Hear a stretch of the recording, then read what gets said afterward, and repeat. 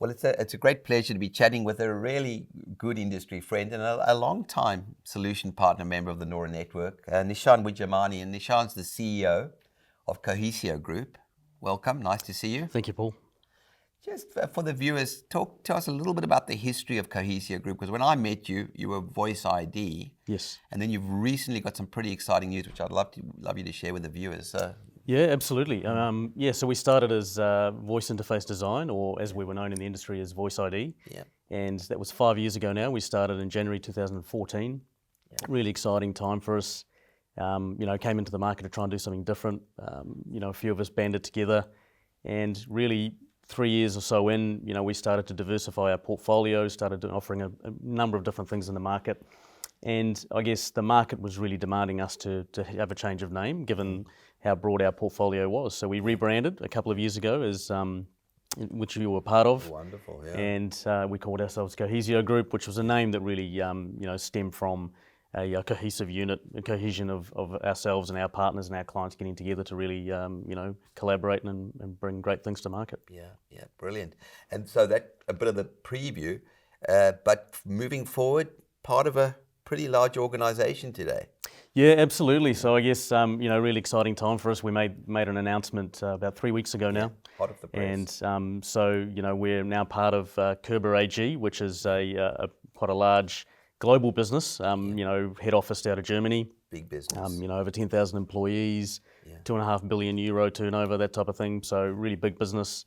Yeah. And a really exciting time for us. So more so because of their portfolio, they're really quite diverse, but also game changing in terms of some of the things that they're doing, and also some of the investments that they've made, and some of the vision that they've got. Yeah. So it's a really great opportunity for us to really scale things moving forward.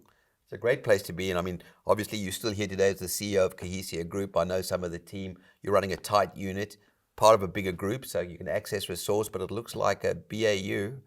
Absolutely, Paul. Yeah, for us, I mean, it's. We've had a number of different people approach us over the years in terms of partnership acquisition and so forth, and really the partnership with Körber was a no-brainer for us in the sense that just culturally the alignment was phenomenal. Their senior leadership team, came and met with us, and right from the get-go it was very obvious to us that these were the ones, for us to work with. So they've been very clear to us that, keeping our secret sauce the way it is really the best way to do it. So. Very much business as usual. Yeah. We're already recruiting new team members into the team here and in Southeast Asia. Wow. So, expansion plans are really have really kicked off for us. It's all happening. And Nish, could you share again for the viewers a couple of the exciting projects? I've seen a bit of stuff on LinkedIn. You're doing some stuff with Chemist Warehouse. I don't know if you can talk about it publicly, but there's some great projects underway. And maybe give us a bit of a taste. Yeah, very much so. So we've, as you mentioned, Chemist Warehouse is a really exciting one for us. We've partnered with them to roll out Click and Collect with them. So we've got our Ignito software, which we've deployed with them across their brands, and that's really in-store order fulfillment for Click and Collect. So if you're ordering something online, obviously our software is driving that in-store workflow to be able to pick and pack the product. Yeah. That's one.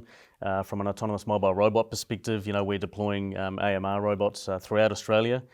Also in Southeast Asia now, and we're doing some projects in New Zealand. So really exciting. And traditionally AMR has been looked at just purely for e-commerce. Yeah. I guess that's where it's really stemmed from with Amazon and so forth. Yeah.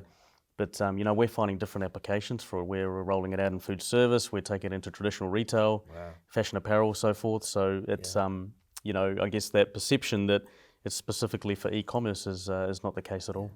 And you've been very dominant in the voice play, in logistics. Is voice as hot as it's always been? Is it getting hotter? How's it changing and pivoting? Yeah, that's a really interesting question, because I guess traditionally, voice picking, as it's known as, has been around for 20 odd years. Well, when I first encountered it, was like going to the moon. That's right. Yeah, we use it. That's right. And we're still finding there's definitely a space for it now. It's a really exciting time, but for us, it's because of the proliferation of Android devices in the market is really bringing a new spin to voice play. So for us, we're rolling out Android voice applications, which goes away from that traditional, traditional hardware requirement, but now we're able to run it on any Android device, which is really exciting. So we're able to take it into maintenance and inspection, into retail, into other verticals where voice applications have been somewhat prohibitive in the past. Awesome.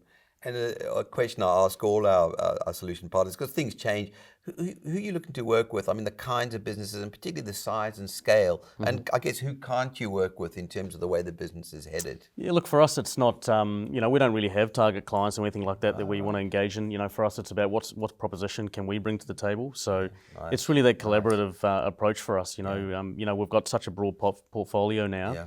And a lot of the time we're heading into our clients and, they want to talk to us about one specific solution, but we're actually talking to them about something completely different. Yeah. And we end up deploying something completely different.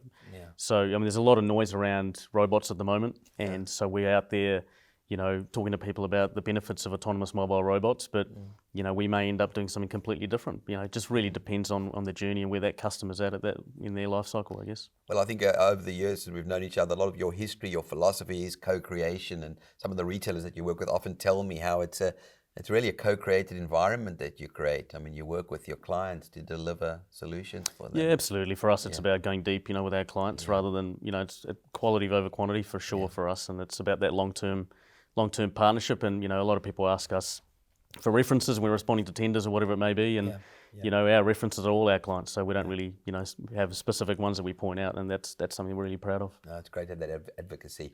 And I guess in closing, I think you might have.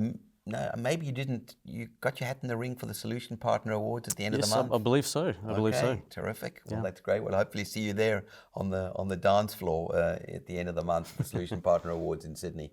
It's been a great pleasure chatting with Nishan Wijamani, who's the CEO of Cohesio Group, a long-established NORA Solution Partner member, doing really some fascinating things in this space.